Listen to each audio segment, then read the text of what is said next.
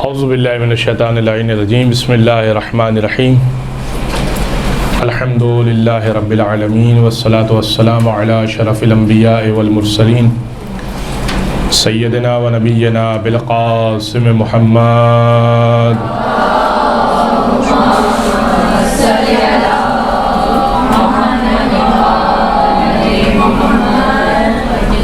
व अला अहलि बैतिहि अत्तय्यबीन अत्ताहिरीन वल्लअनतुद्दाइमतु अला आदाइहिम अजमईन मिन यौमि ज़ुल्मिहिम व अदावतिहिम इला क़ियामि यौमिद्दीन।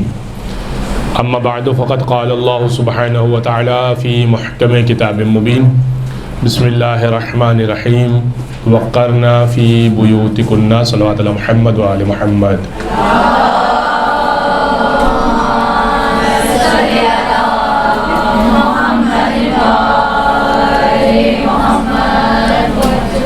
अच्छा, उन्वान से उम्मीद है कि आप लोग वाकिफ़ होंगी।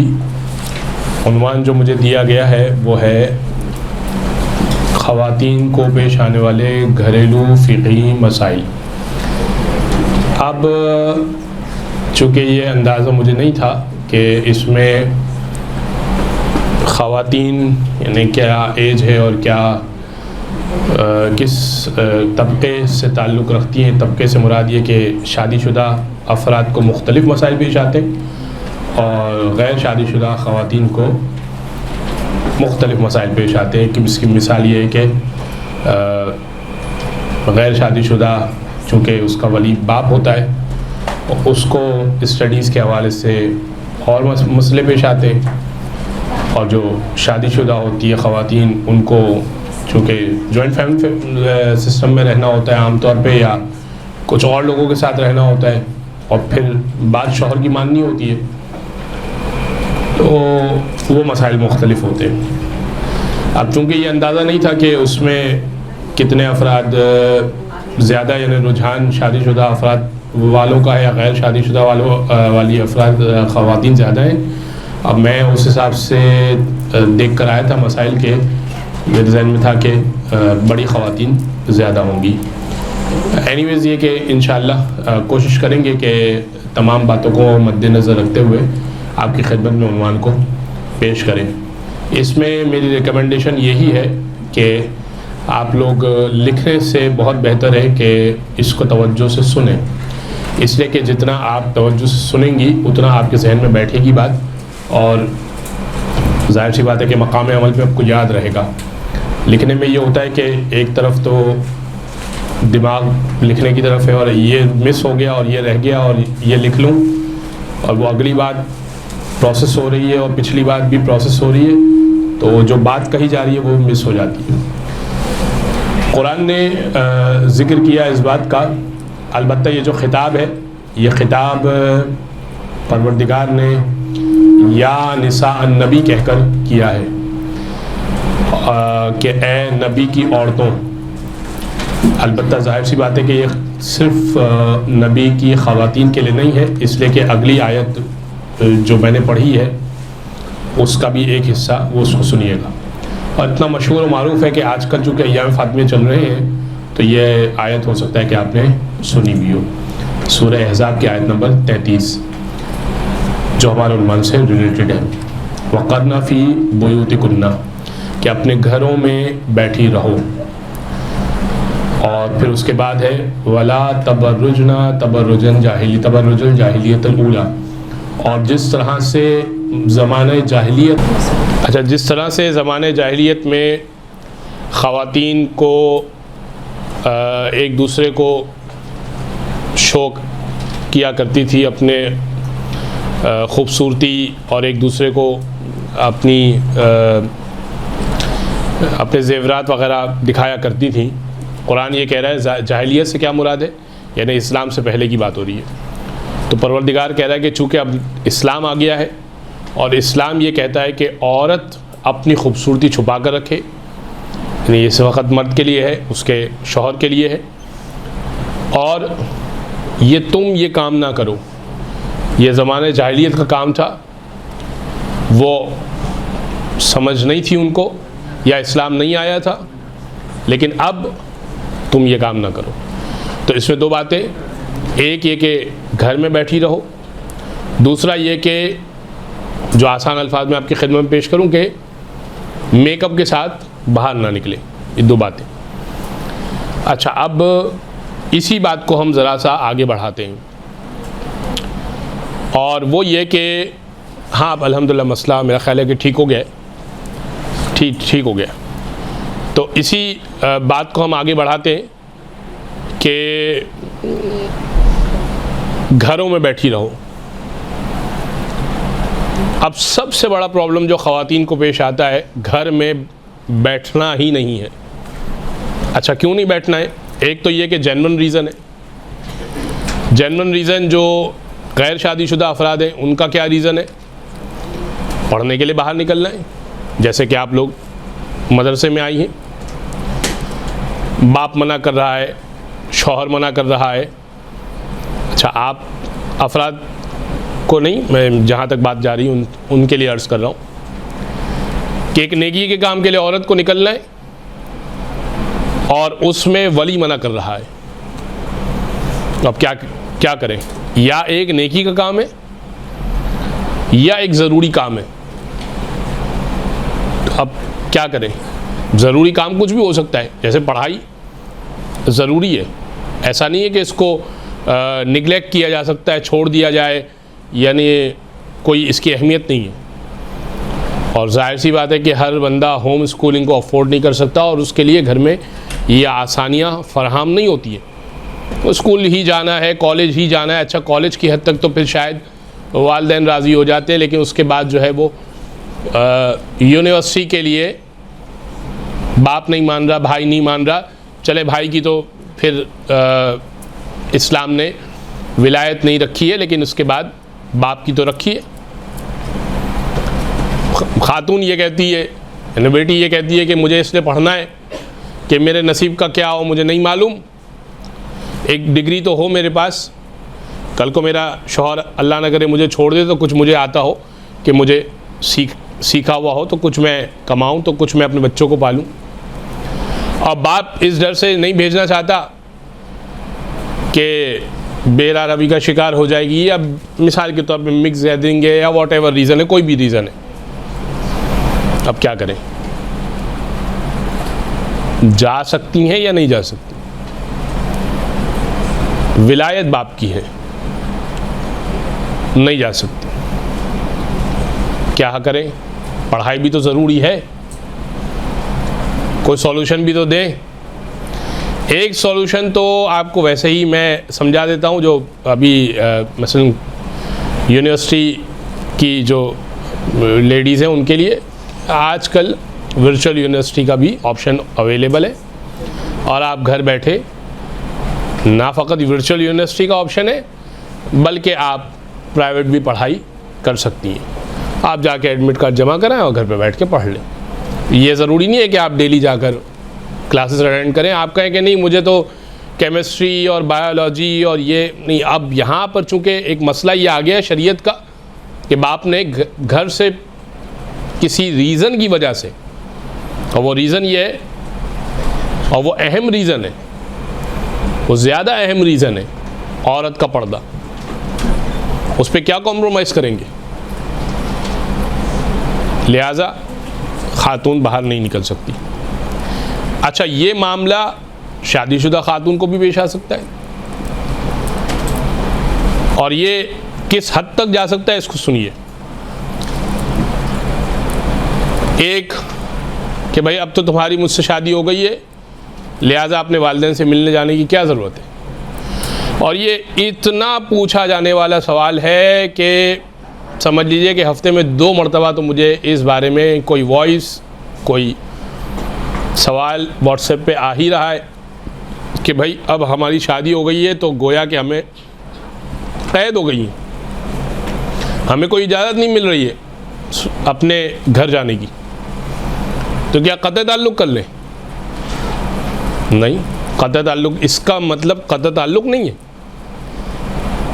आपको आपके शौहर ने घर से बाहर निकलने से मना किया है या जाने से मना किया है। ये तो नहीं कहा ना कि आप उससे फ़ोन पे बात ना करें। अच्छा चलें, ये भी कह दिया कि बात ना करें, उस पर हम आते हैं बात। अभी तो हम स्टेप बाय स्टेप चल रहे हैं, लेकिन अभी इसको सुने। अभी वो कह रहा है कि आप बस जाएं नहीं, जहाँ जाना है तो मुझसे इजाज़त लेकर जाएं। तो मैं माँ के घर चली जाऊँ? नहीं, कोई ज़रूरत नहीं। तो अब क्या करें? महीना हो गया, 1.5 महीना हो गया, माँ को कोई ख़बर नहीं है कि भाई मेरी बेटी किस हाल में है, खुश है नहीं है। फ़ोन पे तो मैं बता रही हूँ खुश हूँ, लेकिन वो चेहरा देख के भी तो पढ़ती है ना माँ। तो अब वो चेहरा तो देख नहीं रही कि वो थोड़ा बैठे अपने पास, वो उनको बिठाए। अब वो क्या करें? लिहाजा आप इस सूरत में क्या करें? और क्या वालिदैन से बातचीत ख़त्म हो गई? हत्ता कि बाज़ ख़वातीन का तो ये शिकवा कि ख़ानदान में मैयत तक हो गई और शौहर जाने की इजाज़त नहीं दे रहे। तो क्या मैयत में नहीं जाए? जवाब है कि जी नहीं जाएं।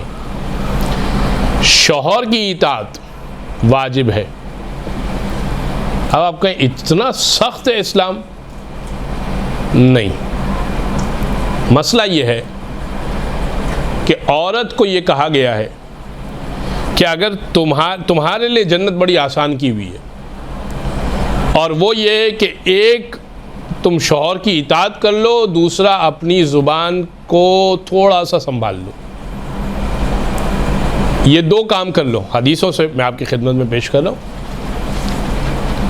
अगर ये 2 काम कर लो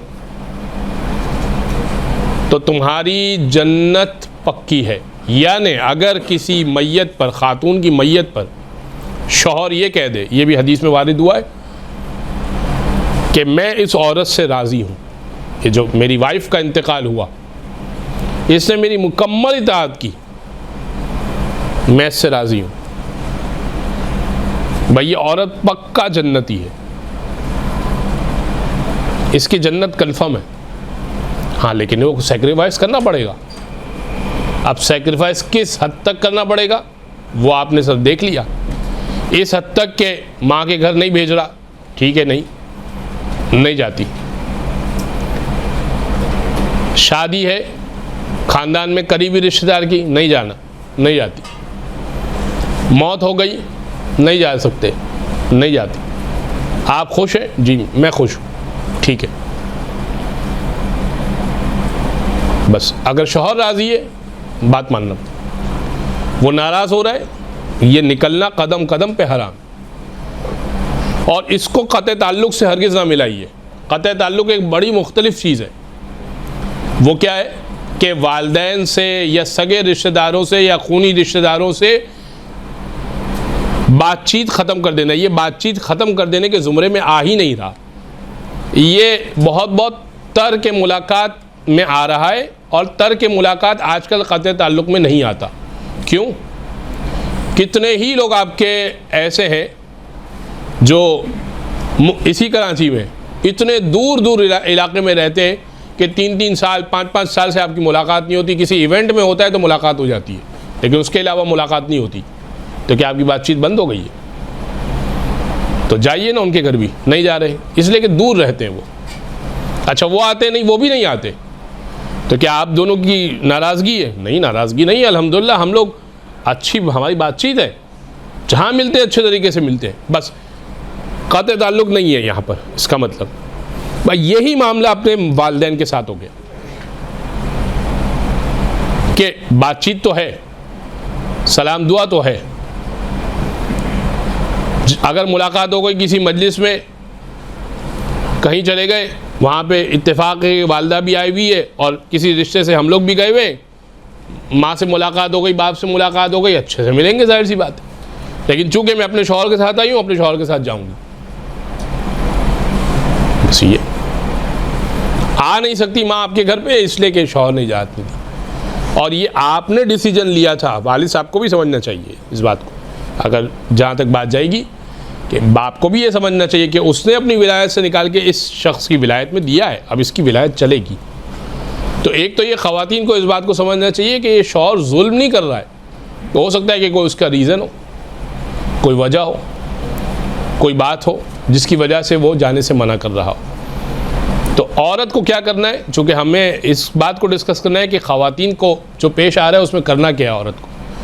औरत को करना ये कि सिंपल अपने शौहर की बात माननी है, लेकिन क्या इस हद तक माननी है कि हराम तक बात पहुंच जाए फिर भी माननी है? नहीं। अब आइए इसकी कुछ मिसालें मैं आपको दूं, और वो ये कि हज वाजिब हो गया। कैसे वाजिब हो गया? बाज़ तबकों में महर रखा जाता है, बाज़ कम्युनिटी सिस्टम में 5 तोले सोना। अब वो आजकल तोला ही इतना महंगा हो गया है कि 5 तोले की रकम बहुत ज़्यादा बनती है, 12-13 लाख कुछ बनती है। मेरा ख्याल है 4 लाख कुछ तोला है इस तरह का। तो 5 को लगा लीजिए 20 के हिसाब से 20 लाख रुपए हो गए। तो इसमें तो प्राइवेट हज भी हो जाएगा। अब महर मांगना तो वाजिब हो गया। अच्छा, ये भी सुन लीजिए, महर मांगना वाजिब हो गया। अगर आपका महर इतना बन रहा है कि जिससे आप हज कर सकती हैं तो महर मांगना वाजिब हो गया। ठीक है, वो देखिए, महर की 3 अक़साम आपने पढ़ी होंगी या सुनी होंगी या समझी होंगी। एक होगा मुअज्जल, एक होगा मुअज्जल और एक होगा इंदत तलब। यानी इसको यूँ समझिए कि एक होगा एडवांस, एक होगा लेट पेमेंट, डिले पेमेंट, और एक होगा व्हेन एवर आस्क्ड और व्हेन एवर नीडेड। तो डिले पेमेंट कब होगी? जब अल्लाह ना करे कि दोनों अलहदा होते हैं। अब ये फिर डिले पेमेंट है, लेट पेमेंट हुई है। एडवांस पेमेंट कब है? एडवांस पेमेंट तब है कि अब जब निकाह हो गया अभी आप महर दें। हालांकि अभी निकाह हुआ है, अभी उस निकाह से फ़ायदे हासिल नहीं हुए, निकाह का फ़ायदा हासिल नहीं किया गया, लेकिन आप महर दें। तो अगर औरत लिखवाती है तो उसको देना पड़ेगा महर, और उसमें वो एग्री करता है। ठीक है, अभी हमारा चूँकि मौजू अक़्द नहीं है, लिहाजा अब इसको थोड़ा सा समझा रहा हूँ क्योंकि मुझे एक और बात समझानी है अपनी खिदमत। और एक है इंदत तलब, जो कि आजकल सभी ये इसको लिखवाते हैं कि इंदत तलब, जब मैं मांग लूँ, जब मैं मांगूंगी आपको देना होगा।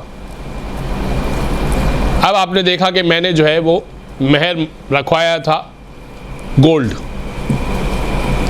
रखवाया था लेट से, और आज उस गोल्ड की कीमत इतनी हो गई है कि हज वाजिब हो रहा है, मांगना पड़ेगा। या कोई रकम रखवाई थी जिस रकम में उस वक्त तो हज नहीं हो सकता था, लेकिन आज जो है वो हज हो सकता है। अगरचे कि ऐसा होता नहीं है, पॉसिबल ही कि हज साल बढ़ रहा है और हज महंगा हो रहा है और पैसे की वैल्यू गिर रही है। लेकिन मैं मिसाल पेश कर रहा हूँ आपकी खिदमत में। एक मुमकिन है कि किसी साल ऐसा हो जाए कि प्राइस बहुत नीचे आ जाए और आपका महर बढ़ जाए, महर की रकम बढ़ी भी हो, महर हो 5 लाख और हज हो 2.5 लाख 3 लाख, जो कि हज पिछले सालों में मतलब चंद अरसे पहले ऐसा ही था, हज सस्ता ही था, हज कोई इतना महंगा नहीं था, ये अभी एकदम बूस्ट कर गया। तो अब आपके ऊपर महर मांगना वाजिब है। गोल्ड है, गोल्ड की कीमत बनती है, आपने महर मांग लिया, महर मांगना तो वाजिब। शौहर ने महर भी दे दिया, भाई ठीक है ये आपका महर हो गया 10 लाख रुपए, 12 लाख रुपए, हज हो सकता है। हमारी बात क्या चल रही है? बात ये चल रही है कि शौहर की इताअत वाजिब है, लेकिन किस हद तक? किस हद तक माने कि उसकी बात रहे, कितनी माननी है। अब आपने कहा कि मैंने तो हज के लिए अप्लाई कर दिया, तो शौहर बेफर गए। अरे भाई 40 दिन के लिए हज पे जा रही, ये पीछे घर कौन देखेगा, ये सारे खाना कौन बनाएगा, ये बर्तन कौन धोएगा, ये सब कौन करेगा? तो मेरी तो इजाज़त नहीं है। अब यहाँ पे परवरदिगार की इताअत और शौहर की इताअत दो टकरा गई। अब यहाँ पे परवरदिगार की इताअत की जाएगी, अल्लाह की मासियत में इताअत नहीं चलेगी शौहर की। लेकिन एक केस मेरे पास ऐसा आया इसलिए पेश कर रहा हूँ, अल्लाह ना करे कि किसी के ऐसा आए, लेकिन मैं चूँकि आया तो अब पेश कर देता हूँ। वो ये कि शौहर ने बोला कि ठीक है हज पे जाना है तो जाइए आप, फिर आप घर पे अपनी माँ के घर ही जाइएगा वापसी पे, या तो हज या तो मैं, एक चीज़ सुन लो। अब क्या करें? अब अल्लाह की इताअत करनी है या शौहर की इताअत करनी है? अब इसका जवाब ये है कि अगर ख़ातून के लिए हरज का बाइस नहीं बन रहा, हरज अब आप लोग खुद डिसाइड करेंगे, यानी जिसको पेश आ रहा है, अल्लाह ना करे, मैंने कहा अल्लाह ना करे कि किसी को पेश आए कि शौहर इतना जालिम हो और इतना बेदीन हो कि वो ये कहे कि तुम अगर हज पे गई तो मैं जो है वो तुम्हें फिर छोड़ दूंगा। तो अगर ख़ातून के लिए हरज ना हो तो वो हज पर ही जाए, और अगर हरज का बाइस हो, मिसाल बच्चे रुल जाएंगे, मिसाल के तौर पर ज़िंदगी के इस अरसे में आ गई हैं कि अब ना कोई शादी करेगा और ना ही पीछे घर पे कोई है, बूढ़ी माँ है, उसके घर पर जाकर कौन पालेगा, भाई कोई भी खुद डिसाइड करें आप। लेकिन फिर इसमें इस कैफियत में ये माल को महफूज करके रखना होगा, क्या पता साल 2 साल 5 साल बाद या तो वो राज़ी हो जाए या तो वो अल्लाह को प्यारा हो जाए। तो इन दो कैफियत में से एक कैफियत तो हो जाएगी, उसके बाद अगर इस्तिताअत बाकी रही, इस्तिताअत कौन सी, माली इस्तिताअत तो बचा के रखनी है, बदनी इस्तिताअत, ताकत भी तो हो बदन में, बदनी इस्तिताअत हो तो जाके हज करके आइए, वरना किसी को माल दीजिए और जाके वो नियाबत करके आए। अभी हज हमारा मौजू नहीं है, लेकिन मैंने आपको ये बताया कि आपको ये मसले यानी ख़वातीन को पेश आ रहे हैं। एक मसला जो औरत, अब मैं लिख कर तो बहुत सारे आया था, मुझे लगा था कि शायद ये सारे हो जाएंगे और वक्त बच जाएगा, लेकिन मुझे लग रहा है कि नहीं, वक्त तमाम हो जाएगा और ये मसले नहीं हो पाएंगे। तो ख़ुलासा ये बचा कि अल्लाह की इताअत और शौहर की इताअत अगर टकरा जाए तो अल्लाह की इताअत की जाएगी, शौहर की इताअत नहीं की जाएगी। इसकी कुछ और मिसालें भी ले लीजिए, बहुत ज़्यादा पेश आने वाली, लेकिन ये ज़रा मुख्तलिफ है, यानी मुख्तलिफ किस हवाले से, इसका जवाब मुख्तलिफ है। घर में गैस खींचने वाली मशीन तो शौहर ने लगाई है, ना हमारे पैसों से आई है ना हमारी मर्ज़ी से आई है। हमने तो काफ़ी समझाया कि ये गैस की चोरी है, पूरी बिल्डिंग की गैस खिंच के हमारे घर में आ रही है। हमने तो बताया कि हमने मदरसतुल क़ाइम में पढ़ा है, सुना भी है कि ये काम ठीक नहीं है, लेकिन नहीं, उन्होंने कहा कि नहीं भाई, ये तो मसला तो मेरी चाय का आता है ना कि शाम को चाय नहीं मिलती मुझे, तो ये मैंने मशीन लगवा दी है, अब आप चाय बनाएं। अब ये मशीन तो उन्होंने लगवाई है, पैसे भी उनके हैं, चूल्हा तो मुझे जलाना है ना। अब मैं क्या करूं? क्या ये मेरा बनाना पकाना ठीक है या नहीं? इसका जवाब ये है कि चूंकि ये मसला विलाई है, विलाई से मुराद इसमें विलायतन आयतुल्लाह सिस्तानी ने इस मसले को में विलायतन इसको मना किया कि ये काम ठीक नहीं है। विलायत से मुराद एक होता है फ़िक़ही मसला, मरने के बाद भी वो मसला मसला ही रहता है। एक मसला होता है विलाई, और वो क्या होता है कि इजाज़त दे रहा हूँ, जैसे बैंक प्रॉफिट के मामलात होते हैं। अब ज़ाहिर है कि अब उसकी डिटेल नहीं, लेकिन एक छोटी सी मैं आपकी खिदमत में पेश करूँ कि जैसे उन्होंने अपनी तौज़ी में ये बात लिखी हुई है कि गवर्नमेंट से सूद की शर्त की बुनियाद पर कर्ज़ा लेना ठीक है, और इसकी इजाज़त मैं देता हूँ। ये बात उन्होंने लिखी हुई है। लेकिन ये इजाज़त जो दी हुई है, ये इजाज़त कब ख़त्म हो जाएगी? इज़ा मातल मुज्तहिद मातल फतवा वाली बात तब कब ख़त्म होगी?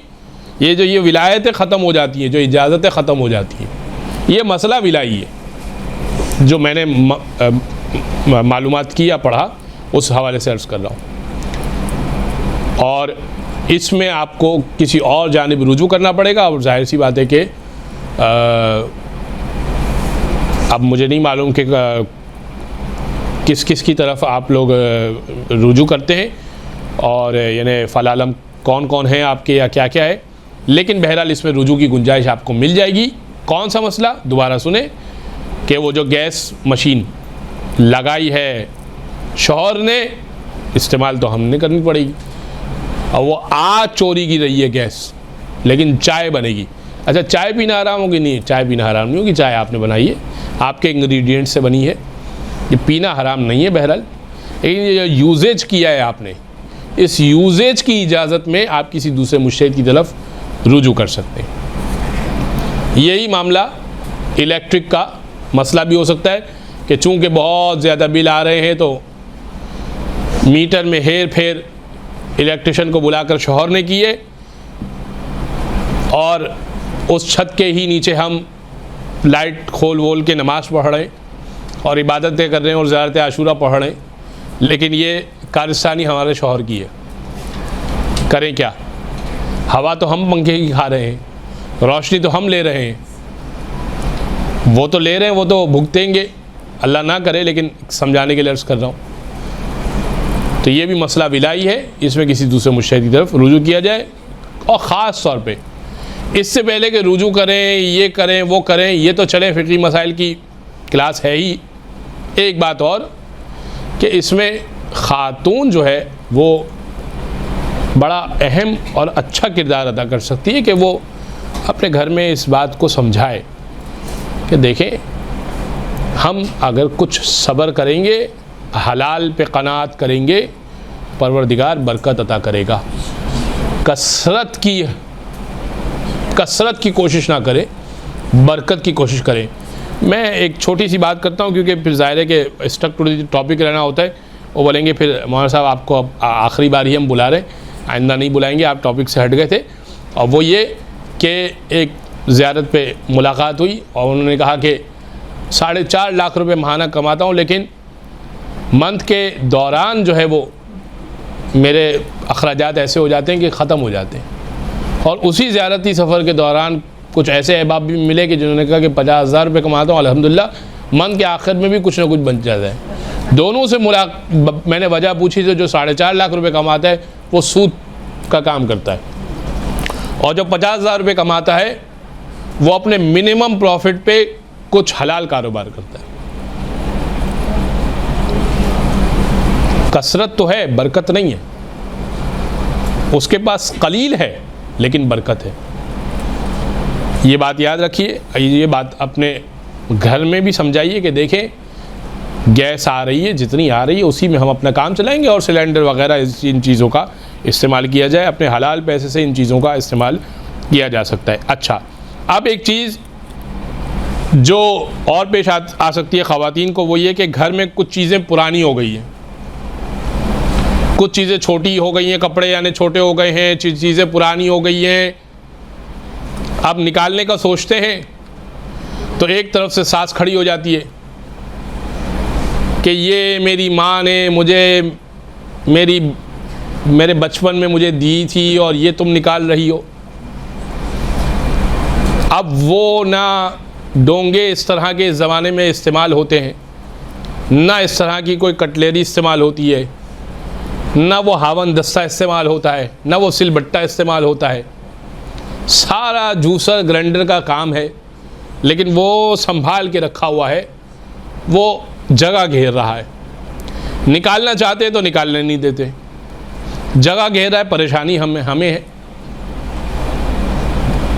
काम किसी के नहीं आ रहा, खुद वो भी यूज़ नहीं कर रही हैं। अच्छा, शौहर से बात करते तो वो जाहिर है कि वो माँ की बात कहेगा कि ठीक है माँ है, बहरहाल बुज़ुर्ग है, खातून है, अब क्या करें हम निकाल सकते हैं, हमें पता है कि ये काम आगे 10 साल भी नहीं आने वाला, 10 साल के आगे 100 साल भी काम नहीं आने वाला, क्या करें? निकाल सकते हैं हम? जवाब है कि जी नहीं निकाल सकते। वजह क्या है? वजह यह है कि मालिक वो है, मालिक की इजाज़त के बगैर आप कोई काम नहीं कर सकते। ये मसला एक खातून ने मुझे अभी 4-5 दिन पहले पूछा, और वो क्या पूछा, उनके घर में बड़ा अजीब मसला, कहा कि घर में चूँकि बिल बहुत ज़्यादा आ रहा है, तो ओवन तो है घर में और फ्रिज भी है, ससुर ने ऐलान कर दिया कि भाई ओवन और फ्रिज इस्तेमाल नहीं होगा। अब ये इतनी बेसिक चीज़ें हैं कि भाई खाना ला के रखते, सर्दी का मौसम आ गया है, वैसे भी जैसे ही खाना ला के रखते तो शौहर को फ़ौरन कोई फ़ोन आ जाता है आमतौर पे, और वो खाना हो जाता है ठंडा। अब ज़ाहिर है कि फ़ौरन ही गर्म करने के लिए इंसान ओवन का इस्तेमाल करता है। अब सर ने मना कर दिया, शौहर कहते हैं नहीं कोई मसला नहीं, तुम यूज़ करो। अब आप बताएं कि अब हम क्या करें?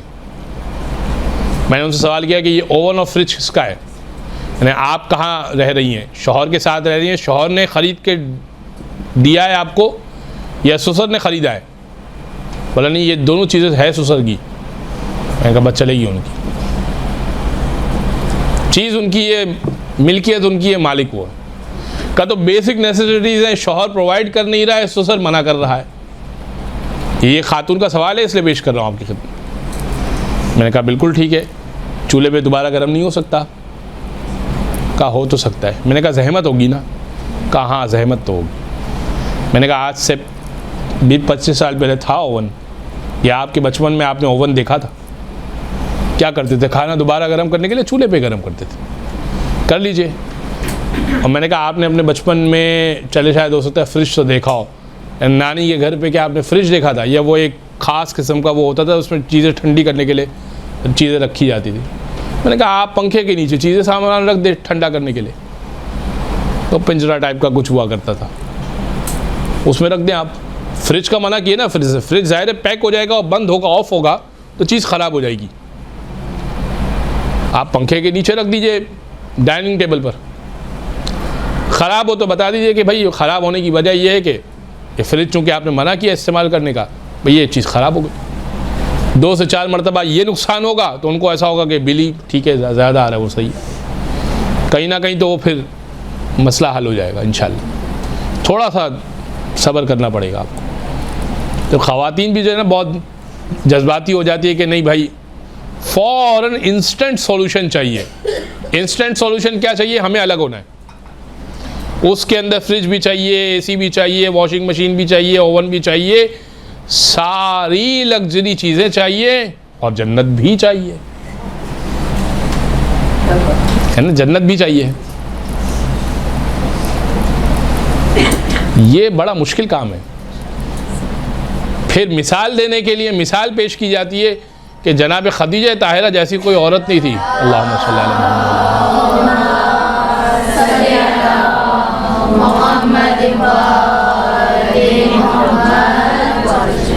सीरत खदीजा ये है कि उन्होंने अपने लग्जरी चीज़ों को छोड़ा है रसूल अल्लाह के लिए। ठीक है, तो ये ज़रा आपको देखना पड़ेगा, कहीं ना कहीं औरत को कॉम्प्रोमाइज़ करना पड़ेगा। अच्छा, तो अब जो चीज़ें आपकी हैं या आप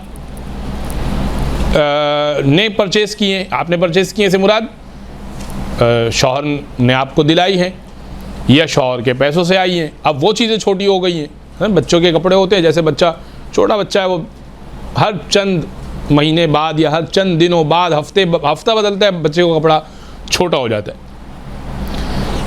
किसी काम नहीं आता, चीज़ें छोटी हो रही है। वो बेबी कॉट है, वो फिर झूला लेना पड़ता है और फिर और चीज़ें लेनी पड़ती हैं।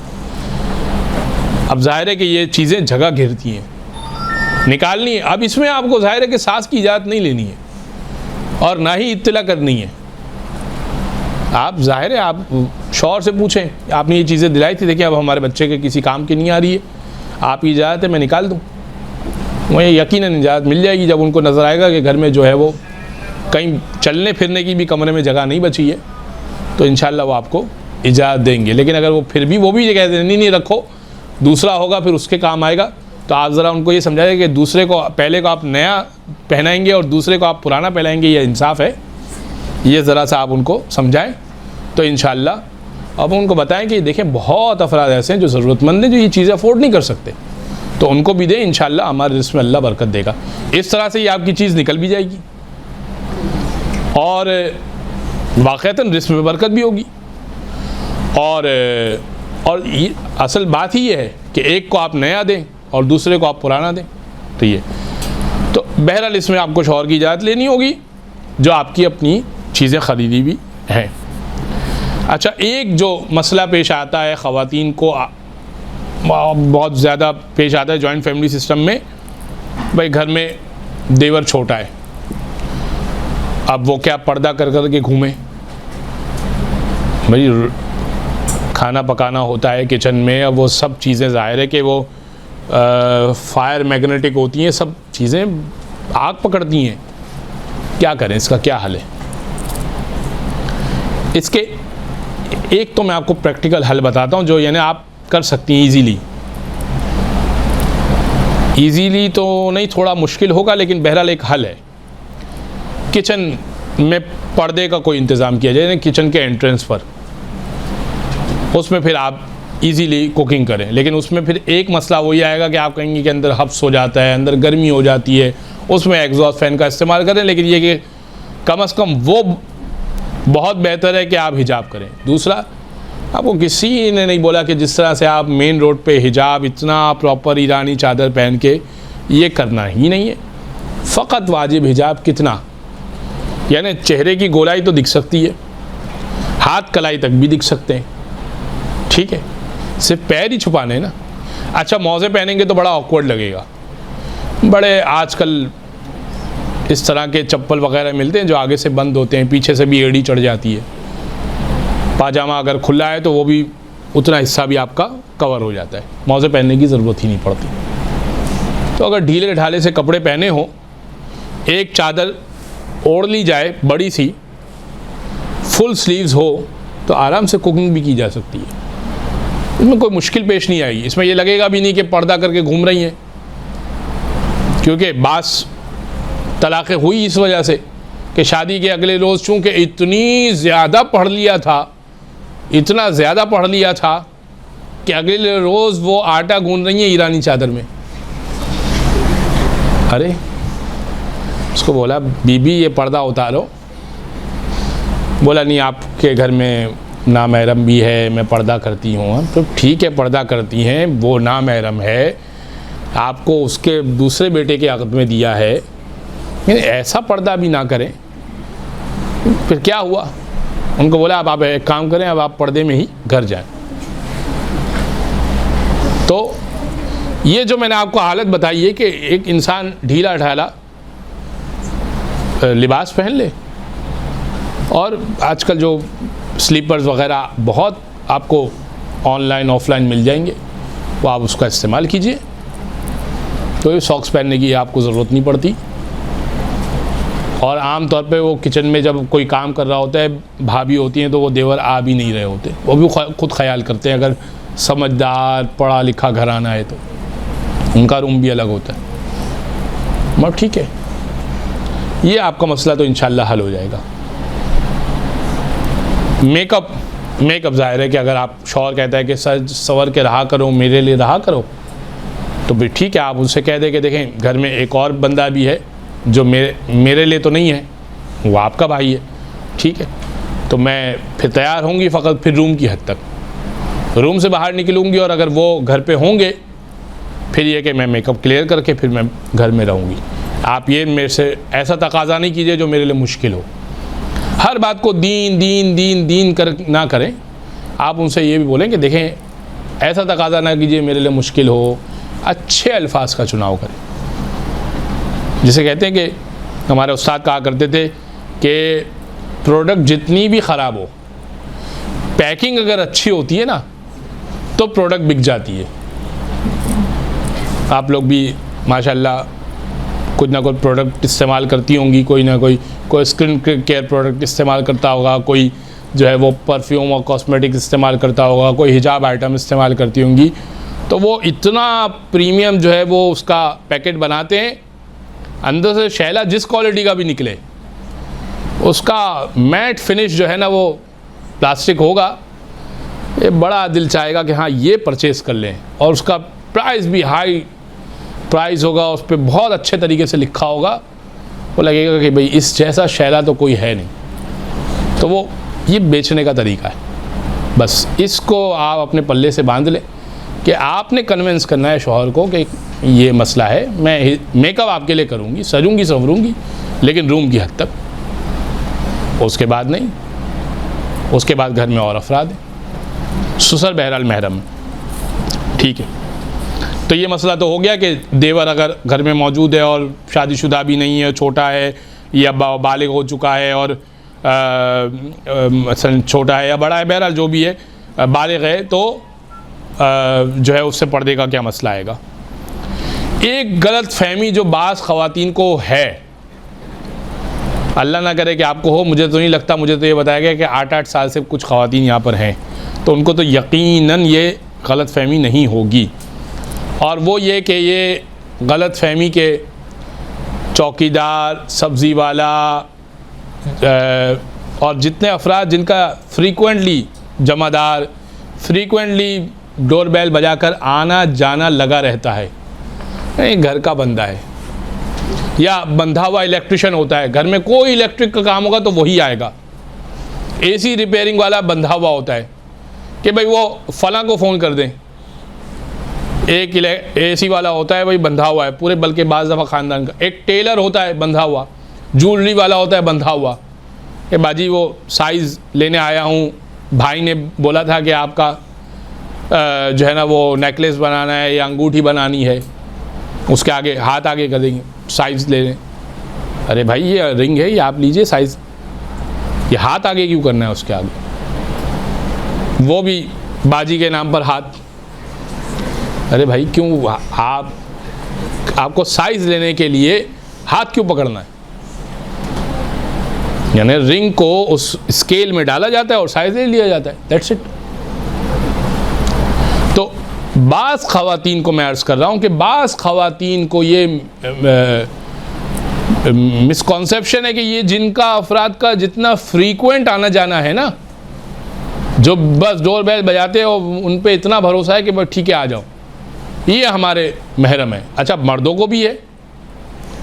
10 साल से हमारे यहाँ ये मासी काम कर रही है, तो बूढ़ी भी है, इसके तो बच्चों के भी बच्चे हो गए, अभी इससे क्या पर्दा, शर्टलेस घूम रहे हैं, वो क्या गलत निगाह करेगी या हम नहीं। आपको तमीज़ तो होनी चाहिए। आप ठीक है, अब इसमें हो सकता है कोई बोले कि नहीं मर्दों पे पर्दा वाजिब नहीं है, ये बात निकालें वो बात निकालें, वो ठीक है कि शर्टलेस घूम सकते हैं, कोई मसला नहीं है, मातम भी तो होता है, ठीक है, ये बात ठीक है। क्या बात अर्ज़ क्या करना चाह रहा हूँ उसको सुने।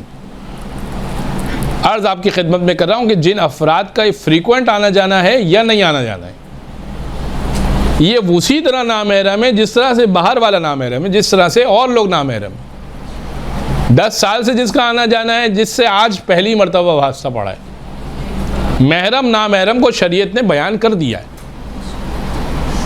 उससे उतना ही डिस्टेंस मेंटेन रखना है कि ये नामहरम है। चौकीदार, जमादार या इलेक्ट्रिशियन, प्लम्बर, ये अफराद बाज़ दफ़ा क्या होता है कि वो भाई ने बोला था कि घर में काम करना है, और चूँकि वो 5 साल पुराना बंदा है तो भाई को भी इतनी अक्ल नहीं है, तो ख़ातून को भी इतनी अक्ल नहीं है कि वो दरवाज़ा खुला रख दिया और उसको बुला लिया और वो भाई बाथरूम में काम कर रहा है वो प्लम्बर। नहीं, आप उसको एंटर नहीं होने दें। और नामहरम का मसला क्या है? मसला ये है कि ख़ातून अगर अकेली हो तो घर में किसी नामहरम को नहीं बुला सकती, एक मसला ये है। और दरवाज़ा बंद करना, ये मकाम तोहमत भी बनता है बाज़ दफ़ा। नहीं, ये तो 10 साल से आ रहे हैं। नहीं, आप उसको कहें कि देखें वो जिस वक्त होंगे, अभी कोई घर पे मर्द नहीं है, प्लीज़ आप बाद में आइएगा। बाजी बाद में टाइम नहीं होगा, कोई बात नहीं, वो भाई घर पे होंगे फिर आइएगा, अभी कोई नहीं है घर पे। और फिर जमादार को कचरा देना है, उसमें भी पर्दे का लिहाज रखें। यूं दरवाज़ा खोल के यूं इतना बड़ा हाथ निकाल के यहाँ से लेके यहाँ तक ख़वातीन का कोई स्लीव्स, ये हाफ स्लीव्स तो घर में पहनी हुई है या चादर नहीं डाली हुई है, या फुल स्लीव्स पहनी हुई है तो स्लीव्स तो ऊपर नीचे हो जाती है, इतना इतना हाथ उसको कचरा दे दिया, इतना हाथ दिख गया ना उसको। निगाहे गलत डालने में सेकंड्स नहीं लगते और आपने ये मौका फराहम कर दिया उसको। लिहाजा इन चीज़ों का एहतियात ये वाजिब, इनसे कोई पर्दा नहीं है। अच्छा, एक मसला जो पेश आता है वो ये कि सास कहती है ये बना लिया जाए खाने में, और शौहर कहते हैं कि भाई आज खाने में ये बना लिया जाए। अब क्या करें, ये भी एक मसला है। सास कह रही है कि भाई जुम्मे का दिन है तो तुम दाल चावल बनाओ, और शौहर कह रहा है कि आगे जो है वो मिसाल के तौर पर मेरा दिल चाह रहा है कि बिरयानी खानी है या मुझे कुछ और खाना है, दाल चावल तो मैं अभी 2 दिन पहले कहीं गया था वहाँ पर खाकर आया हूँ, और दाल चावल तो नहीं बनाने, कुछ और बनाना। अब 2 डिश तो हम नहीं बना सकते, दाल चावल भी 2 डिश है, उसमें साथ में रोटी भी बनानी होती है, तो ये 3 चीज़ें हैं, और रोटी के लिए आटा भी गूंदना पड़ता है, तो एक मेहनत का काम। और कुछ दूसरा बनाएं, मसलन एक चीज़ बोलिए बिरयानी, तो बिरयानी कोई आसानी से बन जाती है। पहले उसका मसाला तैयार करें, चावल अलग बॉईल करें, उसको छाने अलग, बड़ा मुश्किल काम है। अब ये 2 डिश तो नहीं बन सकती, फिर गैस का मसला अलग आया हुआ है, और फिर अगर चलें बना भी लें तो मुंह इतने बड़े बड़े बने हुए होंगे और सुजे हुए होंगे कि जब हमने कह दिया था कि दाल चावल बनेगा तो ये क्या दूसरी चीज़ बनाई हुई है। होता है, इसलिए अर्ज़ कर रहा हूँ आपके खिदमत। और जब शौहर ने देख लिया कि डाइनिंग टेबल पे बैठ गए हैं और ये दूसरी चीज़ क्यों बनाई है, खैरियत जब मना किया था तो। अच्छा, मैं आपको बाद में बताती हूँ। अब वो रूम में बहस चल रही है, उधर शौहर जब चला गया काम पे तो एक और बहस अलग चल रही है। अब बेचारी वो 2 डिश बनाकर भी फंस गई है, एक डिश बनाती है तब भी फंस जाती है, इसको हल कैसे करें। तो अभी आपको मैं फ़िक़ही मसला जो बयान करूँगा, आपका सारा मसला हल हो जाएगा। अच्छा, ये मसला फैल जाएगा, मैं आपको और मिसालें बयान करता हूँ, आपका और मसला भी हल हो जाएगा। सास कहे ये क्या पहन के बैठी हो तुम, इस तरह की ड्रेसिंग करती हो। अब चूँकि इतना फैशन तब्दील हो गया है, इतना जनरेशन गैप है, इतनी थिंकिंग गैप है कि वो जिस दौर के लिबास बता रही हैं वो इस दौर के लिबास नहीं है, जिस दौर का वो बता रही हैं ज्वेलरी, वो ज्वेलरी इस दौर की नहीं है। हम जो पहन रहे हैं वो उनको नहीं समझ में आ रहा। जिस तरह के हम पर्स उठा रहे हैं वो कह रही हैं कि इससे तो अच्छा कि तुम थैला उठा लो। अब बड़े बैग का फैशन है, वो उठाया करती थी बटवे। तो अब इतना चूँकि वक्त बदल गया है कि उनका इसरार ये है कि ये किया जाए, शौहर कहता है ज़माने के साथ चला जाए। ये मसला यहाँ भी आ सकता है। अच्छा, हिजाब, इसमें ये सारी बात में हिजाब को अब हम रखते हैं कि हिजाब किया है आपने, प्रॉपर हिजाब किया है, लेकिन ये क्या पहना है आपने, इस तरह की ड्रेसिंग थोड़ी होती है। कोई घर में आएगा तो बोलेगा ये किस तरह की बहू है तुम्हारी, ये बातें होती। आपने साफ साफ कह देना है कि देखें, मुझे अपने शौहर की बात माननी है, मेरा वली मेरा शौहर है। अब खाने के मामला भी हल हो गया, पहनने का मामला भी हल हो गया, जाने का मामला भी हल हो गया। क्या जाने का मामला हल हो गया? सास ने कह दिया है कि मुझे जो है वो डॉक्टर के पास जाना है, तो तुम चलोगी? हाँ चलूँगी। ये दिन में बात हुई थी। शौहर शाम में आया, वो बताया कि भाई वो आज दोस्त की शादी है, तो बस रेडी हो जाओ 1 घंटे में। अरे वो तो जाना है अम्मी के साथ, डॉक्टर के पास बात हुई है। नहीं वो तो डॉक्टर के पास तो हम पीर मंगल और जुम्मा बैठता है, अभी आगे जुम्मा आएगा, वहाँ उसमें चले जाएंगे, शादी तो आज है। चलें ठीक है। अम्मी को बता कर आई कि अम्मी वो शादी का कह रहे हैं। ठीक है बेटा आप जाओ। ये बात आप उनको क्लियर कर दें एक बार। प्लस इसमें आपको शौहर को भी एतमाद में लेना पड़ेगा कि देखें, आप ये बात अम्मी को समझा दें कि मेरा निकाह आपके साथ हुआ है, आपकी अम्मी के साथ नहीं हुआ है। ठीक है, तो मुझे आपकी बात माननी पड़ेगी। यानी जहाँ पर तजाद होगा, जहाँ पे इख्तिलाफ होगा, और इख्तिलाफ ऐसा होगा कि नहीं यही करो और नहीं यही करो, तो फिर मुझे इसमें ये करना होगा। हाँ, या तो ये कि भाई आप ये डिस्कशन कर लें, आप कहते हैं बिरयानी बने, आप कहती हैं दाल चावल बने, भाई आप दोनों डिसाइड कर लें क्या बनाना है, मैं एक चीज़ बना सकती हूँ। या तो इस तरह बात करें आप खुद, तो मसला आपको पेश आ रहा है ना, बनानी आपको एक चीज़ है, तो माँ बेटा आप आपस में डिसाइड करके आपके हवाले एक फ़ैसला कर देंगे। पहनने के मामले में तो यकीनन शौहर वो नहीं राज़ी होगा, वो बोलेगा नहीं जो कपड़े मैंने दिलाए हैं वही पहनने।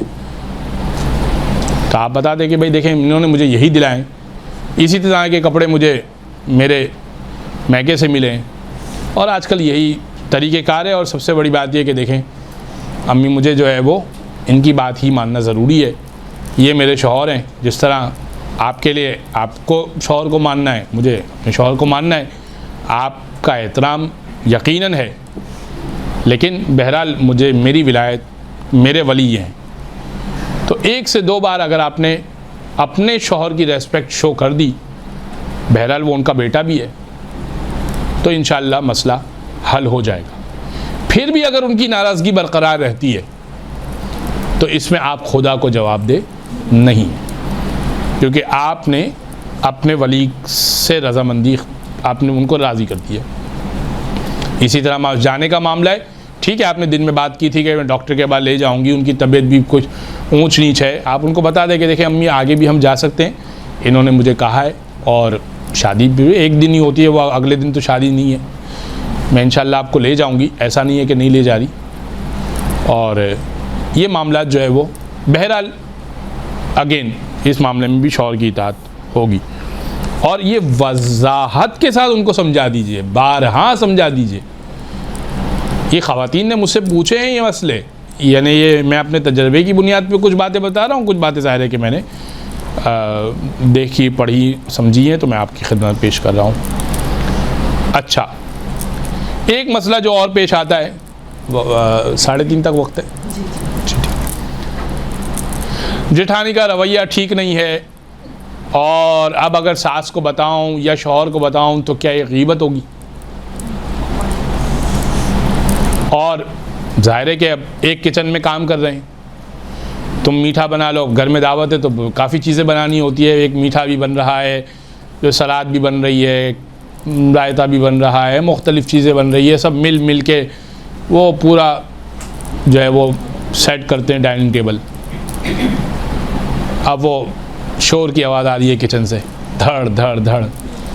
अब पता चल रहा है कि ये मूड ख़राब है, और ये रोज़ मूड ख़राब है, और उसके बाद तो और ज़्यादा मूड ख़राब है कि मैं क्यों बर्तन धोऊं, तुम्हारे मियाँ के दोस्त आए थे तो बर्तन भी तुम धो, तो क्या तुम्हारे मियाँ के दोस्त आएंगे तो फिर मैं छोड़ दूँगी, मैं भी तो साथ देती हूँ। ये मतलब काफ़ी सारी बातें हो चुकी हैं इस तरह की, और छोटी बातें, उसके बच्चे हमारे बच्चों से लड़ते हैं, और ये होता है और वो होता है वो होता है।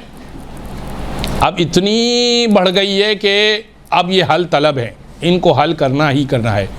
यानी आप ना एक किचन में काम कर सकते हैं, ना एक घर में एक छत के नीचे साथ रह सकते हैं, कुछ समझ में नहीं आ रहा। शौहर को बताएं, सास ससुर को बताएं, किसको बताएं? और बताएं तो क्या गीबत है या नहीं है, या अपने अम्मी अब्बू को बताएं कि हमारे साथ तो बड़ा जुल्म हो रहा है, आपको क्या मालूम कि मैं क्या झेल रही हूँ अपने ससुराल में। आपको तो लगता है कि मेरे शौहर ने बड़ा अच्छा रखा है, लेकिन क्या परेशानियाँ सहनी पड़ रही हैं मुझे। तो अब क्या इसका हल इस्लाम ने बयान किया, वो सुनिए। वो ये कि पहली बात तो ये कि गीबत के बाब में एक बात ये बयान की जो जायज़ होने के उमूर में एक अमर ये है कि अगर कोई शख्स आप पे होने वाले जुल्म में आपका साथ दे सकता हो और उसमें निकलने में, तो फ़कत उतना उसको बयान करना काफ़ी होता है कि जिससे आपका मसला हल हो सकता हो। लेकिन इसमें राइट पर्सन को चूज़ करना आपका काम है। राइट पर्सन वो शौहर है तो फिर शौहर को बताइए। एंड मुमकिन है कि शौहर कहे मैं तो सारा दिन घर पे नहीं हूँ, मुझे कोई आइडिया नहीं है इस बारे में। आपको पता है कि शौहर को बताने का कोई फ़ायदा नहीं है। आखिरी में उसने बोला है कि नहीं भाई वो बड़ी हैं, वो ठीक कर रही हैं जो भी कर रही, तुम अभी नहीं आई हो। वो आपको पता है, आप वो बताने का कोई फ़ायदा नहीं। हाँ, अब अगर फिर भी बताया आपने, फिर ये गीबत है कि आप उनकी वैल्यू कम कर रही हैं उसकी निगाह में। फिर कौन हल कर रहा है आपका मसला का, कौन कर सकता है? सास कर सकती हैं। हाँ, अगर सास कर सकती है तो फिर सास को बताएं। लेकिन आपको बताएं कि उसका तो ज़ोर इतना है कि सास तो बेचारी खुद दबी हुई बैठी है। बड़ी बहू का ज़ोर इतना है कि सास खुद दबी हुई बैठी हुई है, तब सास भी नहीं कर सकती। उसको तो बेचारी को आधा कप चाय मिल रही है बोलने पर। तो अब उसको तो खुद पता है कि ये सारे मसले चल रहे हैं, उसको क्या ही मैं बताऊं कि मेरे साथ क्या हो रहा है। लिहाजा आप इसको भी नहीं बता सकते। ये चैप्टर भी हो गया क्लोज। ससुर को बता सकते हैं। अगर लगता है कि हाँ ससुर को बताएंगे तो ये मसला हल हो जाएगा, इस उन्वान से कि या तो वो उसको बुलाएंगे कि बेटा ये आप जो भी कर रही हैं ये ठीक नहीं कर रही। तो ये सास इसलिए नहीं बोलती कि बहरहाल घर में सबको बना के रखनी चाहिए, रहना चाहिए, बुज़ुर्ग भी अगर ये काम करेंगे तो। लेकिन बहरहाल ससुर बोलेंगे, आप बोलें ससुर कि देखिए मेरे को आपसे अलग से बात करनी है और मेरे साथ ये होता है, मेरा ये मसला है, आप इसको हल करें, मैं अब बहुत फ्रस्ट्रेटेड हूँ। ज़रूरी नहीं है कि आप उनके कमरे में जाके उनसे बात करें, आप उनको मैसेज कर दें, व्हाट्सएप कर दें, और ज़रूरी नहीं है कि आप किसी भी तरीके से आप उनको बोल देंगे भाई ये मसला होगा, आप प्लीज़ इसको सॉल्व करें। मैं नहीं चाहती कि मैं अपने शौहर को बताऊं, मैंने आपको इसलिए बताया है क्योंकि आप घर के बड़े हैं और आप जो है ना वो जो भी करेंगे जिस तरीके से करेंगे वो ठीक होगा। यहाँ पे ये गीबत नहीं कहलाएगी। लेकिन इसके अलावा जिसको दिल हल्का करने के लिए बता रही हूँ, एक बात तो सुन, बस मैं तुझे दिल हल्का करने के लिए बता रही हूँ। दोस्त को बोलती है ना, तो वो जो है अगर तो वो नहीं जानती उसको और वो एक्स है तो फिर बात हो जाएगी। लेकिन अगर सब जानते हैं एक दूसरे को और वो, ये गीबत ही होगी।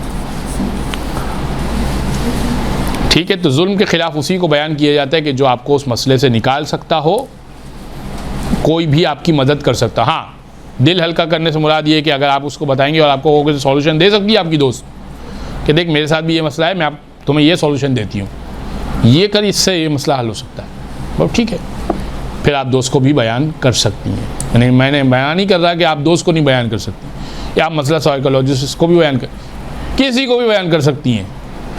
शर्त एक है, मसले से निकलने का चांस हो, वो कर सकता है तो उसको बयान किया जाएगा। XYZ हर एक को नहीं बयान किया जाएगा।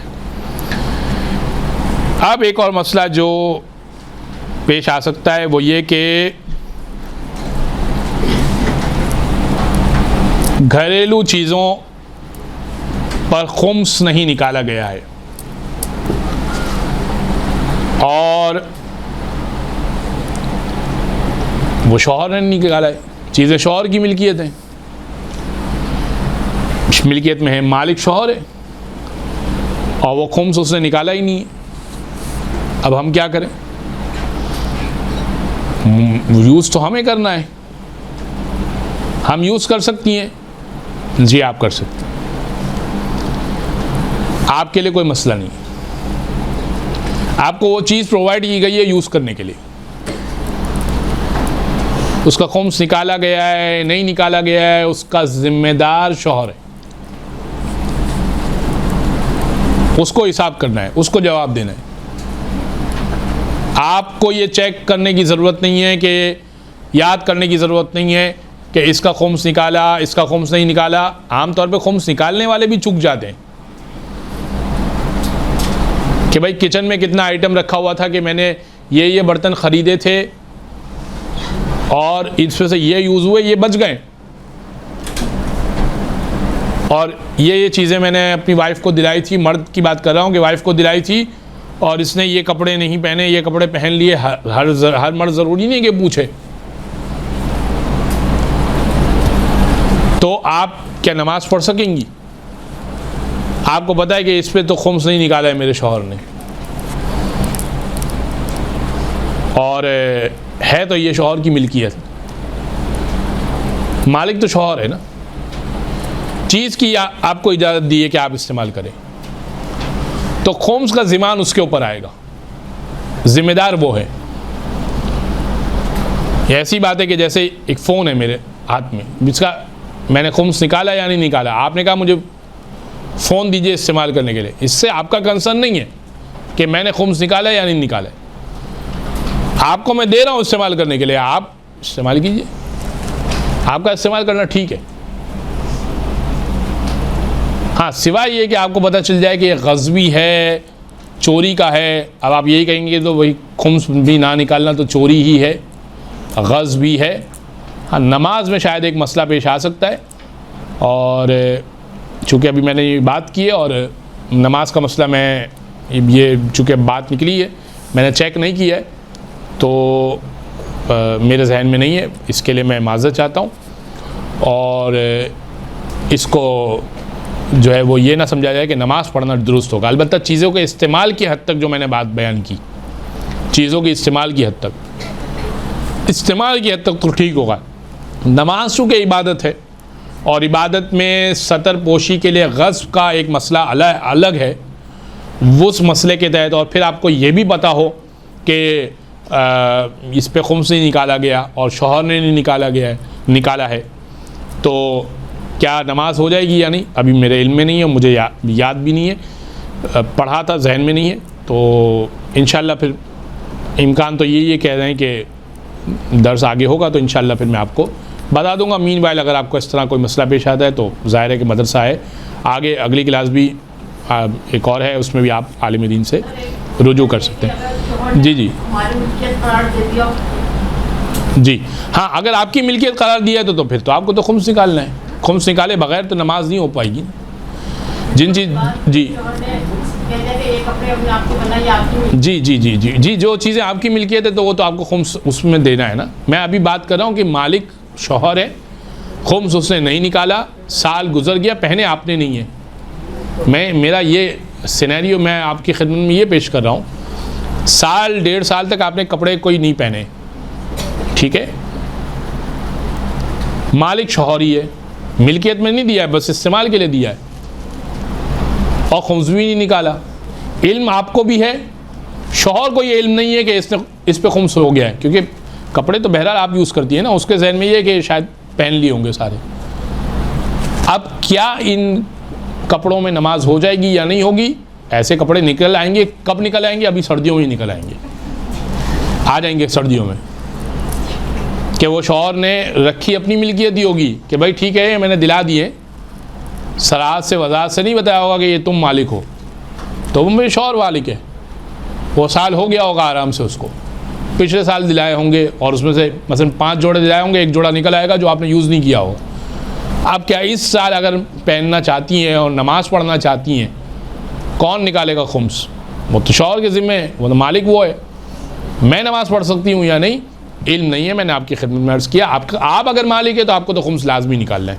अब सवाल मैं लेता हूँ, मुझे ये बयान किया गया कि सवाल नहीं लेने मुझे ये बयान किया है कि सवाल जो है वो क्लास के बाद 10 मिनट का जो है मौका है, इंशाल्लाह उसमें अभी तकरीबन 15 मिनट और हैं। अभी वैसे भी मेरा मौजू जो है वो रहता है। अच्छा, एक जो सवाल है वो ये कि बच्चे अक्सर लड़ते हैं, तरबियत के लिए मारा जा सकता है या नहीं मारा जा सकता? नहीं मारा जा सकता, हरगिज़ नहीं मारा जा सकता। तरबियत की खातिर, तादीब की खातिर, अदब सिखाने की खातिर जो मारने का एक इजाज़त उस्ताद को या वली को मिलती है, वो भी इस हद तक कि उसके बगैर कोई चारा ना हो, वली को मिलती है, वली को। और बाज़ फुक़हा उसमें उस्ताद को भी देते हैं, उस्ताद और वली को इजाज़त मिलती है, उसमें भी इस हद तक कि उसके बगैर कोई चारा नहीं है। समझा समझा के थक गए और अगर अब नहीं मारेंगे तो ये अदब नहीं सीखेगा, इसके बगैर चारा नहीं है। ठीक है, मार के बगैर चारा। तो इतना मार सकते हैं कि हल्का सा भी निशान ना आए। तो ये करने, ये तो फिर ऐसा आम तौर पे तो हम प्यार ही करते हैं, इतना तो शायद इससे ज़्यादा ही प्यार करते हैं। बस ये है, जिस तरह से माएँ अपने बच्चों को कूटती हैं और बराबर तक आवाज़ आती है और बच्चा जो है वो 1-1.5 घंटे तक रो रहा होता है, ये सारा का सारा हिसाब किताब आपको क्लियर करना पड़ेगा दियत की सूरत में, या बच्चे से माफ़ी मांगना होगी अगर अब तक ये काम करती आई हैं तो। यहाँ काम हराम है। फिर बच्चे को किस तरह से समझाएं, बच्चा इंतहाई नालायक हो जाएगा। और 100 तरीके हैं, 100 तरीके। तरबियत औलाद उन्वान नहीं है, लेकिन मैं सिर्फ 100 तरीके में से एक तरीका बता देता हूँ। मुहावरतन 100 तरीके नहीं बताए, एक तरीका बता दें। खर्ची बंद कर दें उसकी, बिल्कुल ठीक हो जाएगा। पॉकेट मनी देती है ना आप उसकी, आप उसको बोलें बेटा आपने चूँकि वक्त पे नमाज नहीं पढ़ी है, या आज आपने बहुत देर से नमाज़ पढ़ी है, आपने नमाज कज़ा की है, कल पॉकेट मनी आपको नहीं मिलेगी। अच्छा, तो मेरा बच्चा है, बड़ा भूखा रहेगा, सब बच्चे बिस्किट चिप्स स्कूल में खा रहे होंगे, ये कैंटीन से कुछ नहीं खाएगा। अब आप ज़रा ममता को साइड पे कीजिए, आपको अदब भी सिखाना है, मारना भी नहीं है। ठीक है, एक दिन स्कूल में सब खाते रहें, ठीक है। अगर आपने पॉकेट मनी 100 रुपये देती हैं, 50 रुपये दे दें, 25 रुपये दे दें, कुछ तो पेनल्टी लगाएं, उस पर पेनल्टीज़ लगाएं। अगर उसका स्क्रीन टाइम रखा है आपने, अगरचे के रखना चाहिए नहीं रखना चाहिए ये मेरा मौजू नहीं है, लेकिन मैं आपकी खिदमत में अर्ज़ कर रहा हूँ कि आपने स्क्रीन टाइम रखा है कि कोई फेवरेट कार्टून वो देखता है, कोई मिसाल के तौर पे वो मजलिस सुनने के लिए आपसे मोबाइल मांगता है, नोहा सुनने के लिए, मनकबत सुनने के लिए आप उसको लगा के देती हैं, टीवी वगैरह, वो भी नहीं लगेगा। अब आज नहीं लगेगा बेटा, वो बाद में था, लेकिन नमाज पहले थी, आपने नमाज ही पढ़ी है, आज आपको नहीं। रो ले जितना रोना है। अब ये रो रहा है, ये मार की वजह से नहीं रो रहा है, ये ना मिलने की वजह से रो रहा है। और ये इसको अंदाज़ा होगा कि ये वक्त पे नमाज़ पढ़ेंगे। और आप उसको ये भी बता दें कि देखो 7 दिन अगर आपने वक्त पे नमाज़ पढ़ी तो आपको रिवॉर्ड मिलेगा। रिवॉर्ड क्या मिलेगा? 1 दिन की इजाफी खर्ची मिलेगी। यानी आपके 70 रुपये बनते हैं रोज़ के 100 रुपये के हिसाब से, मैं आपको एक एक्स्ट्रा 100 रुपीज़ भी दूंगी, शौक़ भी पैदा होगा। और इस तरह इनकरेज भी करें और डिस्करेज भी करें, यानी मतलब अगर वो गलत काम करे, मार कुटाई जो है वो ये काम हराम काम। अब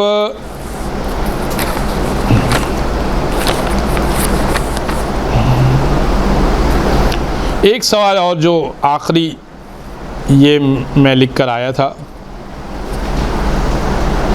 वो ये कि, बल्कि 2-3 चीज़ें और हैं, बस देखते हैं कि क्या होता है। कि अलग घर का तकाजा करना शौहर से जायज़ है या नहीं? भी जायज़ तो है, हराम काम तो नहीं है, लेकिन क्या उसको देना वाजिब है? देना कितना वाजिब। ज़िद कर रहे हैं अलग घर अलग घर अलग घर, अब इतने बड़े फैमिली को हम नहीं संभाल सकते, हम अलग घर चाहती हैं। आपको किसी ने नहीं बोला। अगर आपको कोई बोल रहा है आप अपने हिस्से का बनाएं, अपने हिस्से का खाएं, अपने हिस्से का अपने कमरे में ले जाएं। नहीं, इस तरह तो नहीं चलता ख़ानदान मौलाना साहब, आपको भी पता होगा। जी बिल्कुल ऐसे ही है, चलता तो नहीं है इस तरह। अब अलग घर की ज़िद करना या तकाज़ा करना ठीक है, बिल्कुल ठीक है। देना वाजिब है। देना कितना वाजिब है? जो नान नफ़क़े की बात हुई है, वो नान ही है।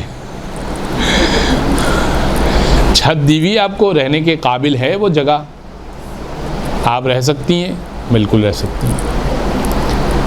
और अच्छा खाना मिल रहा है, खा पी रही हैं, अल्हम्दुलिल्लाह। जिस दिन अल्लाह शौहर को बरकत देगा और उसको मुनासिब लगेगा, अलग हो जाएगा।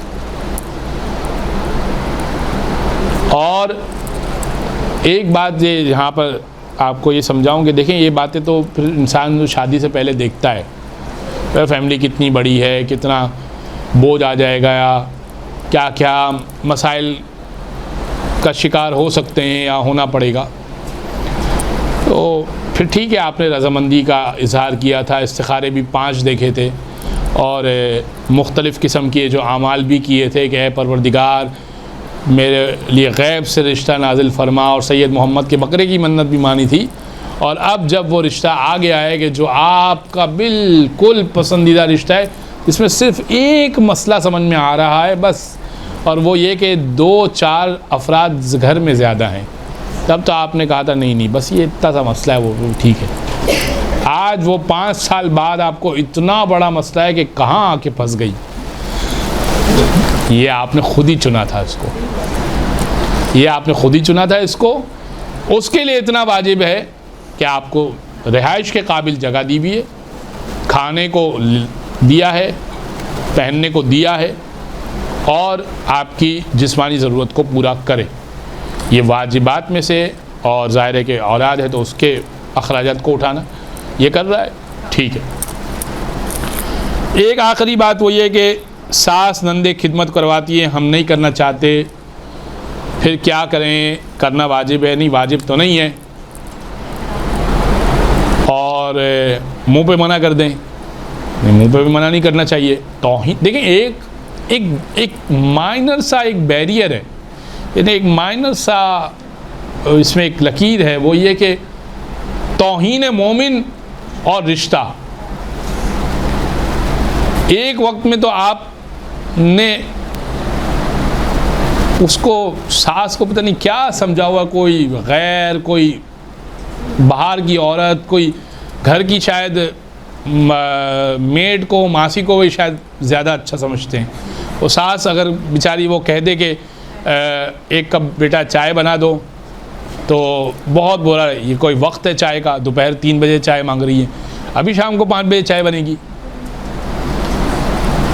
अरे आपने भी बेवक्त अपनी माँ से बड़े तकाज़े किए, बेवक्त अपने बाप से बड़े लाड उठवाए, शौहर से रात को 2 बजे 3 बजे 11 बजे कभी कुछ ऑर्डर करवाया, कभी कुछ ऑर्डर करवाया, कभी ये बोला है कि अभी आगे ईद आ रही है तो हमें भी ये दिलाएं, हमें भी वो दिलाएं। कुछ अगर उन्होंने मांग लिया तो एक मोमिन की इज़्ज़त के तहत भी अगर आप कर लें, क्या इसके बदले कुछ मिल नहीं रहा आपको?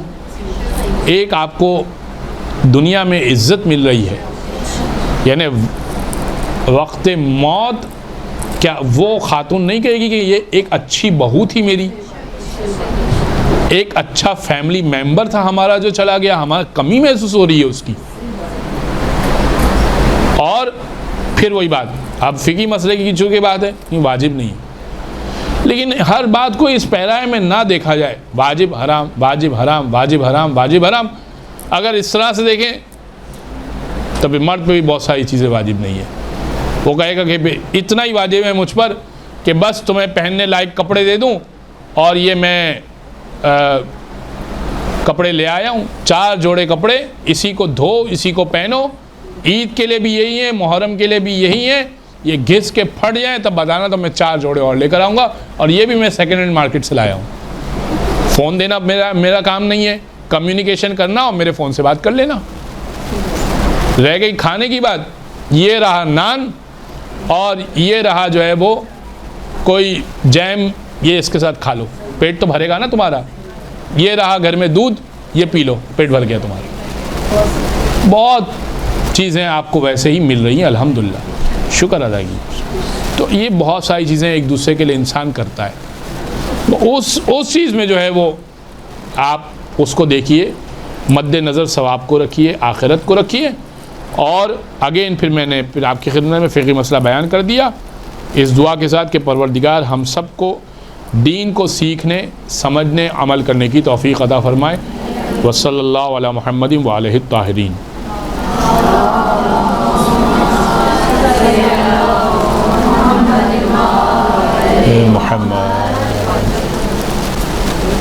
अब आपके सवालात ले लेते हैं।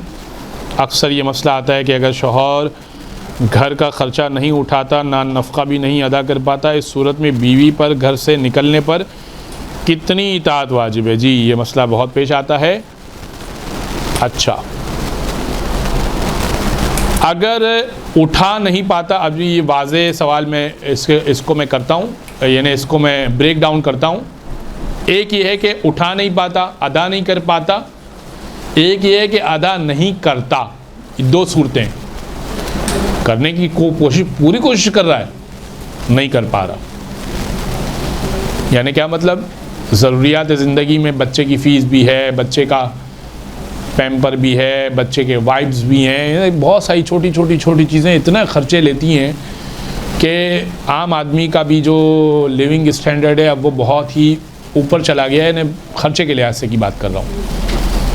अब 50,000 में भी घर मुश्किल चल रहा है, ठीक है।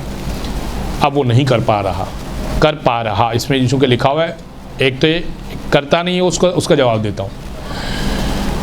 नहीं कर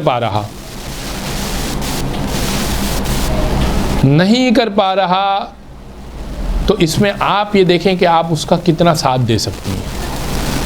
मसलन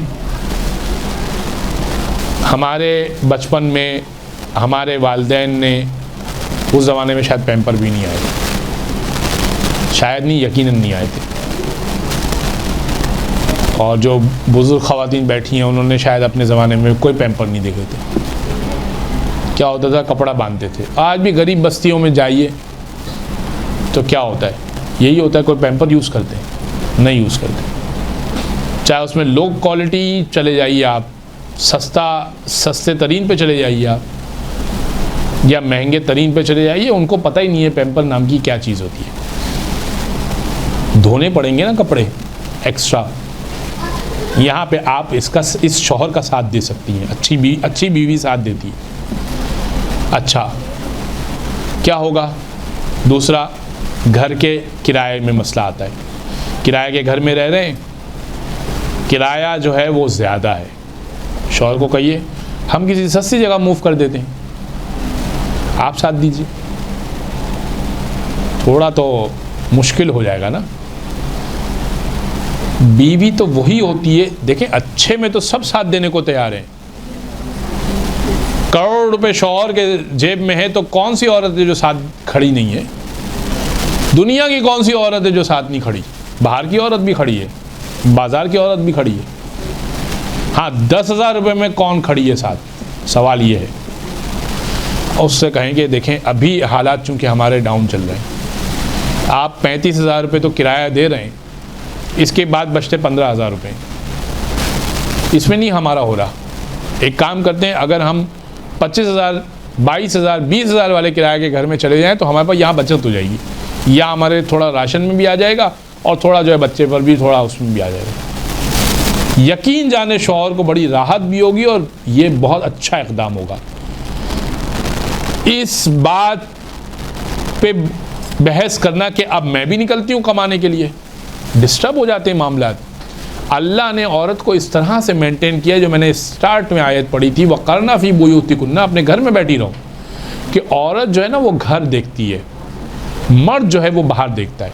मर्द निकलता है बाहर, स्ट्रगल करता है, कमा के लाता है, रिस्क अल्लाह ने बाहर रखा है, वो लाता है कमा के। औरत जो है उसकी गोद में बच्चा दिया है कि तुमने इसको तरबियत करनी है और घरदारी संभालनी है, और जब मर्द आए तो उसका इस्तकबाल करना है। ये औरत की जिम्मेदारी है। अब आप इसमें इन दोनों के रोल्स को रिवर्स कर दें, बच्चा संभालता है मर्द, औरत जा रही है, या दोनों चले जाते हैं, या बच्चा रुलेगा एक, या अगर बच्चा भी नहीं रुलता, आप कहते हैं हम डे केयर में डालते हैं, हम ये करते हैं, चूँकि अब हम अच्छा कमा रहे हैं, 50 तो वो कमाते हैं तो 30 में भी कमा लेती हूँ, 80 कमा रहे हैं, हम अच्छा कमा रहे हैं, बच्चा भी नहीं रुल रहा, बच्चा भी डे केयर में, वालिदैन का प्यार नहीं मिला बचपन से लेके उसने बड़े होने तक। यही देखा कि मुझे तो एक आंटी संभालती थी, हमें माँ बाप ने थोड़ी पाला है, हमें तो एक आंटी ने पाला है। एक मसला। दूसरा मसला, मियाँ बीवी जब थक के चूर होके घर में दाखिल होंगे, कब टाइम देंगे अपने आप अपने एक दूसरे को? ये अपनी घरेलू ज़िंदगी तबाह करने की बात है। अब इस सूरत में जब शौहर कहता है ना कि तुम बाहर नहीं जाओगी, औरत को लगता है बुरा।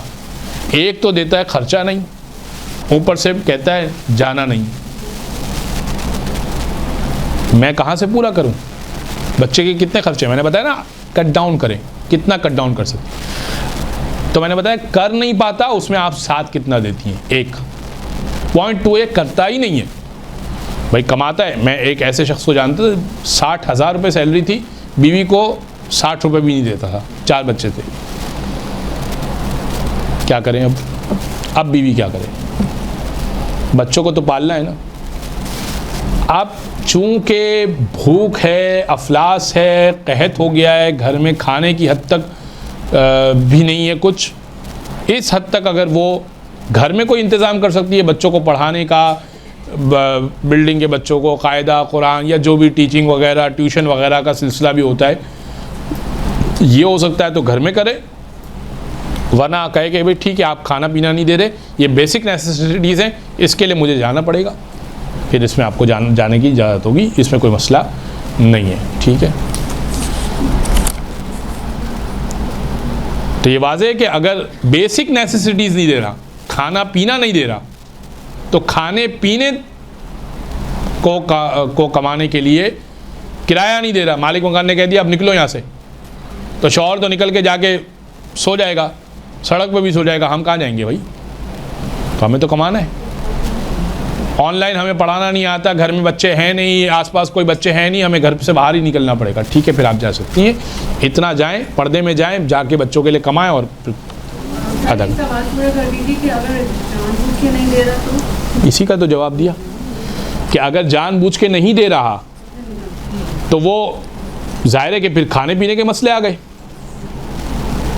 रिहाइश का भी मसला आ गया कि किराया अदा नहीं कर रहा, कुछ भी नहीं दे रहा, खाने पीने तक की नौबत आ गई है, कुछ भी नहीं दे रहा, ज़रूरी अखराजात नहीं दे रहा, तो फिर जो है वो औरत निकले और अपने बच्चों के लिए अपने लिए कमाए। निकाल सकते हैं, हाँ वो निकाले, वो तो मालिक है ना जी। अगर शौहर खुम्स देता ही ना हो तो बीवी क्या करे? कुछ भी ना करे। क्या करे से मुराद? यानी क्या करे, किसका सवाल है ये? भाई खुम्स नहीं देता तो ठीक है, सब चीज़ें आपके लिए। एक शख्स है खुम्स देता है, एक शख्स है खुम्स देता है और फिर ये भूल गया है इसका खुम्स देना, अब नमाज का मसला आएगा। एक शख्स तो है ही गासिब, आपको मसला नहीं पेश आएगा, आपके लिए सब ठीक है, आपको कोई हिसाब करने की ज़रूरत नहीं।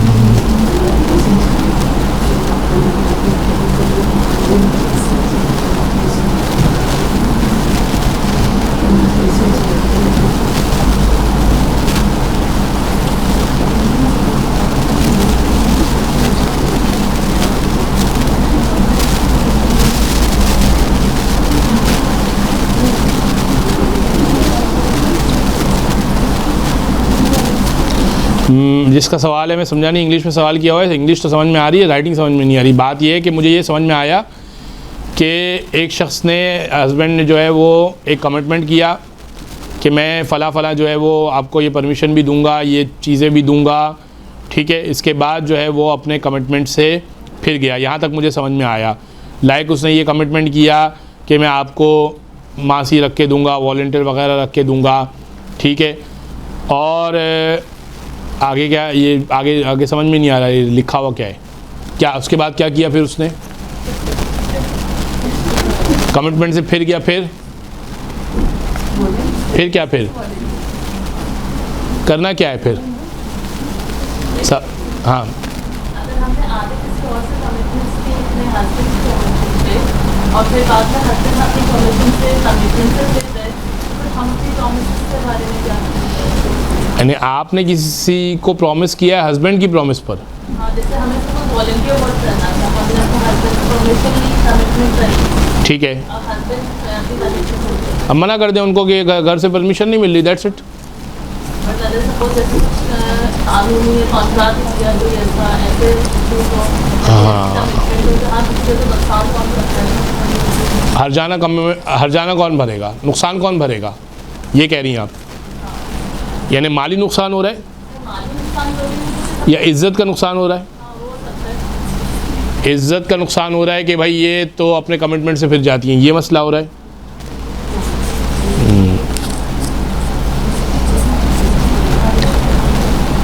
फिर भी इसमें आपको शौहर की बात माननी पड़ेगी। अगर माली नुकसान हो रहा है, शौहर को वाज़ेह करना पड़ेगा कि आपकी इजाज़त के बाद मैंने मदरसतुल क़ाइम से कहा था कि मैं आपको 2 बजे से लेकर 5 बजे तक यहाँ पर अवेलेबल मिलूँगी। मिसाल दे रहा हूँ, मदरसतुल क़ाइम ने मुझे यहाँ पर टीचिंग के लिए इंगेज कर दिया, और अब आपने 4 दिन बाद मुझे मना कर दिया। अब इनका तो पूरा सेमेस्टर शुरू हो गया है, बच्चों को नुकसान हो रहा है, बच्चों का नुकसान पढ़ाई का भी हो रहा है। दूसरा ये कि मिसाल के तौर पे कोई माली नुकसान हो रहा है। एक मिसाल ये है कि मदरसा बंद हो रहा है या कोई XYZ कुछ भी है, बहुत नुकसान हो रहा है, लेट से कोई माली नुकसान हो रहा है, ये माल कौन भरेगा? आप हस्बैंड को बता दें कि भाई ठीक है, आप जाएं मैनेजमेंट से बात करें कि भाई मैंने तो अपनी वाइफ को मना किया है, अलबत्ता ये कि फिर हस्बैंड बोले नहीं वो भी मैं नहीं कर रहा, दोनों आखिरत, ये हस्बैंड आखिरत में जवाब दे, आप बीच में से निकल गई। आपको क्लियर करना ज़रूरी है, ये लाजमी है कि आप हस्बैंड को क्लियर करें कि एक तो मेरी इज़्ज़त का नुकसान हुआ, चलो इज़्ज़त का तो खैर है कि अल्लाह दे देगा, क्योंकि शौहर की इताअत की वजह से परवरदिगार वो कहीं ना कहीं मैनेज कर देगा, ये मसला है। अच्छा, मैनेजमेंट से जिससे आपने बात की उससे भी कहें कि देखें बहरहाल मुझे आइडिया नहीं था, अब वो कोई मसला ऐसा है कि मेरे हस्बैंड ने मना कर दिया है और मैं बहुत माज़रत चाहती हूँ और मैं नहीं कर सकती आपका ये प्रोजेक्ट, और ये 1 से 2 मरतबा होना, फिर तो आप हस्बैंड से कह दें कि अब ये दूसरी बार हुआ है, अब मैं आपकी वजह से अब आइंदा कोई प्रोजेक्ट नहीं लूँगी और अब मैं कोई प्रोजेक्ट नहीं ले रही। फिर वो ब्लॉक आपको पैर भी पड़ जाए, सजदा भी करते, आप उसको बोले हमने नहीं प्रोजेक्ट ले ली। एक आखिरी सवाल मेरा ख्याल है, नहीं ये शायद, अगर औरत डॉक्टर हो तो आगे करना क्या है? तो अच्छी बात है, डॉक्टर है, इलाज करे मरीजों का, इसके आगे सवाल नहीं है ना। चले मैं